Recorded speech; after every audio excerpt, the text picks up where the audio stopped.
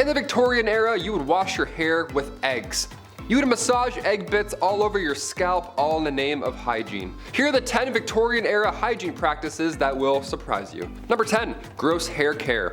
The Victorians had an odd fascination with hair. The concept of modern shampoo was not yet realized, so we had to put some nasty stuff in there beforehand. Women commonly applied eggs to their hair, massaging the substance in their scalps before, obviously and thankfully, rinsing it away forever. Another favorite method involved using vinegar mixed with water for cleansing. It would work, but it wouldn't necessarily smell the best. Interestingly enough, a variety of kitchen staples found alternate use as hair cleaning agents before the advent of shampoo. Ingredients such as rosemary, black tea, and even rum, believe it or not, were all regularly employed for washing your hair, reflecting the era's innovative approaches to personal hygiene, if you want to call it that. Number 9. No plumbing. In the Victorian era, toilets, often referred to then as water closets, were a luxury not afforded to all. For those middle and upper classes, flush toilets began to replace the early chamber pots and outdoor privies, but the sewage systems were still quite primitive, leading to contamination of water sources and of course outbreaks of diseases like cholera. So we could flush it, but then we'd get really sick. It would just mix and go into our eyes and mouth. The poor, meanwhile, relied on communal outhouses that were rarely cleaned, of course posing severe health risks as well. Additionally, the lack of understanding regarding bacteria and the spread of disease meant that these toilets, particularly in densely populated areas, definitely contributed to the high mortality rates of the time due to poor sanitation practices. Number 8. Russian bath. As bathing became more common among the Victorians, guidebooks, believe it or not, books on how to bathe yourself emerged to navigate the newfound territory of personal hygiene. Step 1. Add water. Awesome, got that one, we knew it.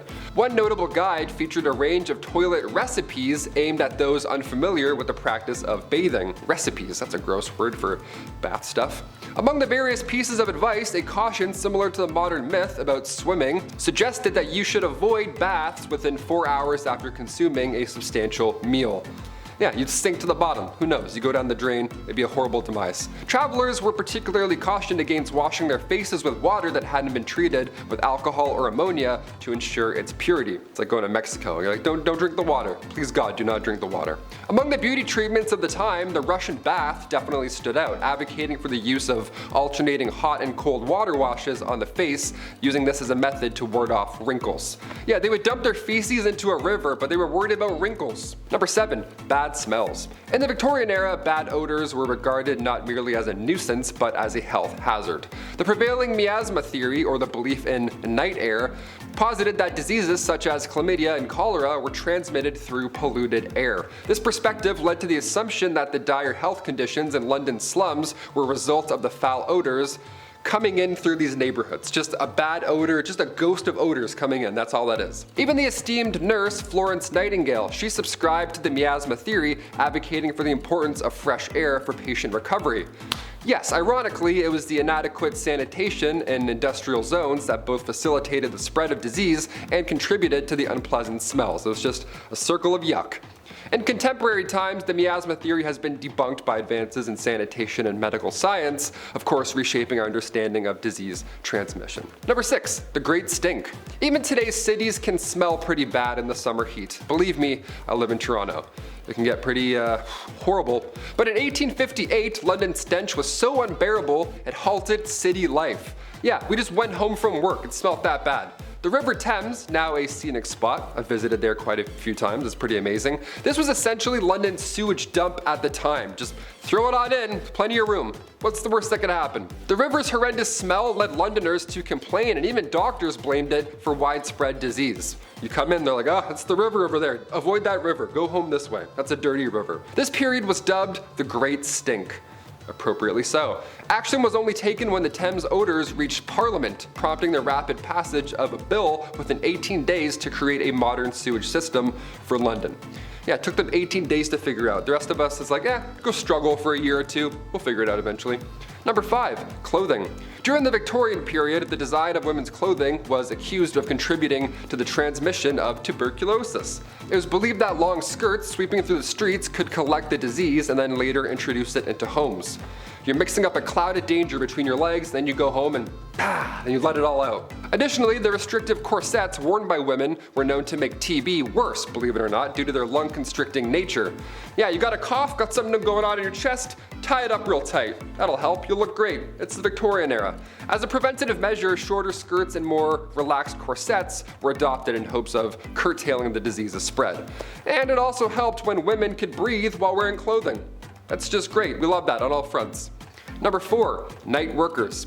Despite societal disapproval, many women in London's poor districts turned to escort work as means of income. You know, the night workers, that's what I'm talking about. The lack of medicine led to the frequent transmission of STDs from these workers to their clients, and subsequently to the clients' spouses.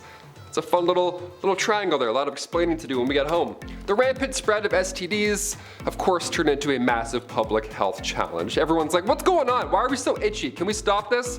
This promoted government intervention. As a result, women who were engaged in nighttime professions were subject to detention and mandatory treatment for these diseases if caught, while their male patrons faced minimal repercussions. Number 3, vinegar and zinc baths. During the Victorian era, daily bathing was not a common practice due to the lack of indoor plumbing and also the lack of knowledge and water. We didn't have any of the above. It was all a mess. To combat body odor, people would actually use a mixture of vinegar and zinc as a topical application. That makes me so itchy already. This was rubbed onto the skin in the belief that it would kill bacteria and remove odors. The odors, not so much, but it did something.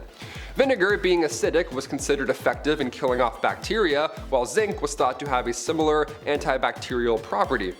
Yes, welcome to the Victorian era. Yes, step into my water closet. Now rub this zinc all over your skin and go to sleep. Totally normal. Welcome, stay the night.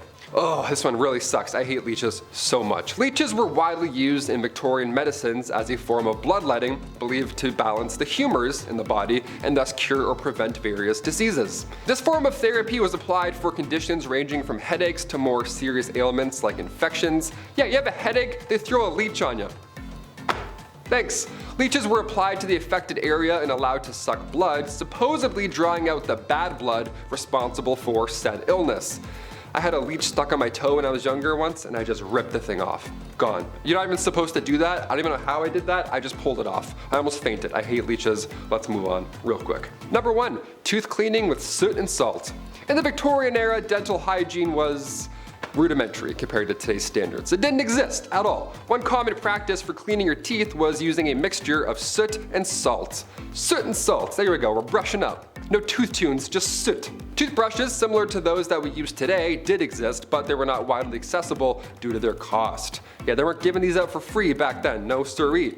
Hence, people used their fingers or cloth to rub this mixture onto their teeth. Soot was believed to have abrasive properties that could remove plaque, while salt acted as an antiseptic. Which of these bizarre Victorian hygiene practices surprised you the most? For me, it was the leeches. Get those away from me. You're not gonna trick me with that. Never again. Ugh, bye.